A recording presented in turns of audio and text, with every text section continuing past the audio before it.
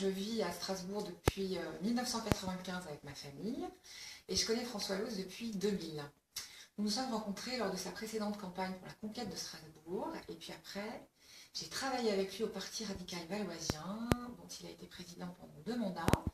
et parti auquel il a permis de reprendre une vraie place dans le paysage politique français.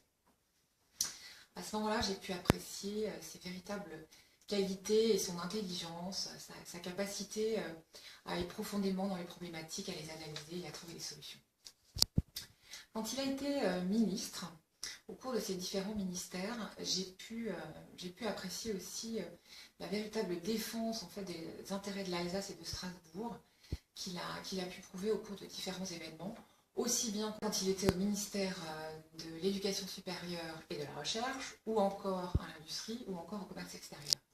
En effet, ministre du Commerce extérieur, François Loos m'a permis, alors que j'étais responsable de relations publiques du Conseil interprofessionnel des vins d'Alsace et que je défendais les intérêts du vignoble et des vins d'Alsace, donc il m'a permis, au cours de ce sommet en 2002,